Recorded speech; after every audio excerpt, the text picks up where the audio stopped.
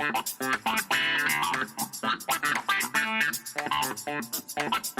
we are in a town called Reston because we're gonna be Reston.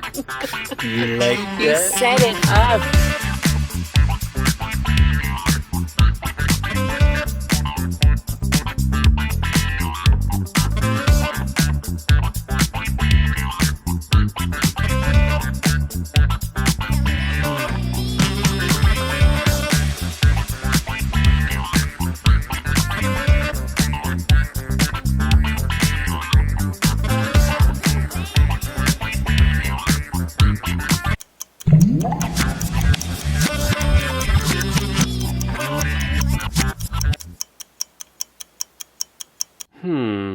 Which camera to take? Hey guys, Omar here, and today I'm going to explain the travel camera dilemma. Prior to a trip, I like to think about which cameras I want to bring and which lenses and things like that. Now, because I'm a professional photographer and I'm also a YouTuber and a little bit of a camera hoarder, I have multiple cameras. You won't have this problem at all, or this dilemma, if you just have one camera that you're definitely going to use. So then maybe your dilemma becomes a lens dilemma. What's a good travel lens? Should you go prime lenses or should you go zoom lenses? Now these are obviously just my needs, not your, oh, right there, your needs. You could obviously get away with just maybe a phone and be happy, but you would be crazy. I already made a video on this, but when I went on a motorcycle trip, I took along a big camera and a little camera in a bag, and I also brought these, and it turns out that these were the only ones I wanted to use because I was enjoying the scenery, and I also was just wanting to take it all in, and I wasn't really doing any serious photography. And so all the pictures I took were kind of just snaps. So this might be your travel gear. As long as you stay at a low light, these two are a definite consideration for your trip. Now, my favorite sort of lightweight setup that I like is bringing along a Fujifilm X-T20 with a grip. Now, the reason I like this is because the camera is kind of a little bigger. It's pretty much the same size as the X-T3, X-T2, if you see that. It even has a better grip than an X-T3. Now, I've shown you this grip before on the channel. They don't make it anymore, but you can kind of find something similar. Now, what's great about the X-T20 with the grip is that when I put longer lenses on the X-T20, I can leave the grip on, which, you know, it's nice and comfortable to hold. And then if we're going out just on a quick walk around or something, I can put on this 27 millimeter, and I could just remove that grip, and now I have a tiny walk around street camera. So I think the type of trip that this is perfect for is if we're visiting kind of a new city, I can do street photography with this little setup right here.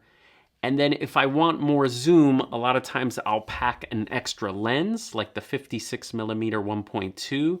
So this is kind of like my 85 equivalent.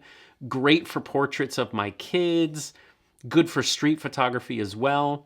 If I'm carrying this 27, I usually won't take along the 23 or 35, which are these guys. I'll usually just keep the 27 as the main, like, little general walk around lens. And then the 16 millimeter 1.4. These three right here, this is a good setup for, like, versatile travel. But the other thing is these two lenses are kind of heavy. So if I wanted to go more lightweight and instead just bring one of the WR primes, like, maybe this 23 millimeter, that works nice. And then bring along the 18 to 55. So that means this is going to be my primary lens for everything. And this one's going to be, hey, I need to go a little wider, or I need to zoom in, or I want to do video. This is a great fun combo. And it also like reduces your weight a lot instead of bringing in these heavier primes like the 16 and the 56. Now, the one problem with this is if you're going to be hiking or if you're going to encounter weather, then the X-T20 is not a weather sealed sort of camera. So this sort of travel is like good weather kind of travel. If you can't predict the weather, or if you're going to Costa Rica in the rainforest, then I would go with the larger camera, the X-T3, which is weather sealed. Now, one fun option could be to bring along a classic DSLR. I know that sounds completely silly because this is so heavy, but the main benefit of this guy is battery life.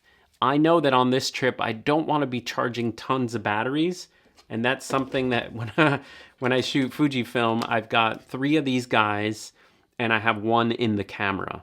Nothing wrong with a classic DSLR, except they're so heavy, so this one got nixed right away. If my trip is mostly photography and I'm not doing any video, I think Fujifilm is my choice for small, lightweight, great photographs. Done. However, I don't own a Fujifilm that has IBIS, so my only option for image stabilization is the 18-55 lens, which I love, and so that sometimes is an option. Now, what I've been doing lately is I've been pairing up all my travel cameras with the ZV-1, because the ZV-1 is my favorite video camera. I made a whole video on this guy. The best part, remember, is when it just opens up and is ready to go there.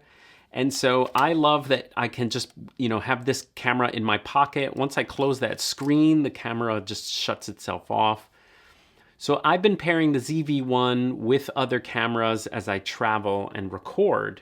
I did that when I went to New York. When I went to downtown New York in the snow, I had my ZV-1 for video, and then I had the Fujifilm for photos. The problem with that is this for travel. I know it's no big deal to bring batteries along, but the ZV-1's battery is just so small. I have 2 of these extra batteries. So I got to worry about charging the video, I got to worry about charging the photo, and so this just isn't fun. So I know for this trip, I definitely want to take a full frame camera along because I want to shoot very, very, very wide. We are visiting 2 places. One of them is the Air and Space Museum, and that just has like a humongous hangar, which I know I have to go even wider than 24. So for the Nikon Z6II, I could bring along the 14-30 f4 and maybe this 24-70 f4. And for a prime, I would probably bring along, get out of here, you. I would bring along this 50mm 1.8 so I could get great portraits of the kids. Now, the Nikon Z6II has the best image stabilization of all the cameras I own. It also, in my opinion, takes the best photos and best videos. And so this one is a winner if I want to sort of do video and do photo as a hybrid. It has a great switch here that just lets me to go between either one, photo and video, very quickly, which I love. The problem is there's no flip out screen, so I have to use this U-rig, and I have to put a little microphone on the U-rig. So then I'm walking around with this kind of ridiculous thing going on here.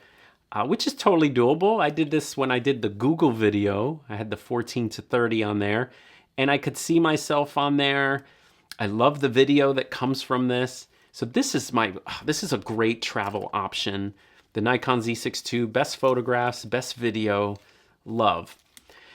The problem is I didn't want to go this heavy. So I think for this trip, I think I'm going to go with these 2. I'm going to go with the Sony A7C, which is a full frame camera, with the Tamron 17-28mm lens. Now, size-wise and weight, this is lighter than this Fujifilm X-T3 with the 16mm 1.4. This guy is definitely a tank, nice and heavy. This one's a little bit more plasticky, so it's nice and light. So that it definitely doesn't need a neck strap. I could just do a little wrist strap, okay? And the 17mm on this will allow me to get wide enough for those airplane shots and also for George Washington's house, all the rooms. I just need to put it on 17. Now, the Sony A7C has actually become my favorite YouTube camera. I film all my videos with this camera because the autofocus is fantastic. The full frame image looks great. The colors look great. And so the Sony A7C is actually my YouTube camera. It doesn't come out for any photography. So for this trip, I was interested to see how it would perform taking photographs of a town, area, airplanes, Washington's house.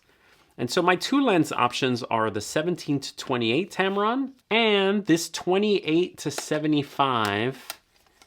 This lens is great. I actually used this lens when I went to Vancouver, and this 28 to 75 is a perfect, versatile, sharp, gives you bokeh lens. And so this will be great. If I zoom to 75, this will be great to take good portraits of my kids. So I have the kids covered. I also have the super wide architecture covered. I have video covered because the Sony a7C has IBIS. And it also has a fully articulating screen. The camera also has three programmable slots. So I've made my first one be video settings that I have to dial in. My second one is I need to take quick video, auto everything. And the third one is when I'm shooting 120p, I want to do a little bit of slow motion. I could just put it on 3, again, automated. When I want to do photography, I just go around to the M, and I'm ready to do photos. I can change the aperture using the back wheel and shutter speed here. So I'm kind of doing this thing with manual. Sometimes I do put it on aperture priority. Now remember, we just did a video on the XS10. This camera is very similar to the XS10, except it's full frame.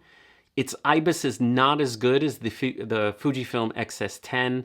However, I think that this one takes better video, that the autofocus doesn't get confused. One other benefit, just like the XS10, is that when it's super sunny, which it was, I can use the EVF there. One downside of this camera is that it doesn't have a front dial, so it's a little weird to change. If you like shooting manual like I do, it's a little strange to kind of go between these two dials. Sometimes I forget which is which. One of my favorite things also about the Sony cameras is this Z battery. This is the best battery of any of the mirrorless cameras that I own. I just need to use one battery when I go out, and that's shooting 4K video and photos. I don't need to switch batteries. I don't need to charge any batteries. Definitely more liberating than having all these little backup guys in your bag. All right, so I guess it's the Sony a7C. Let's go.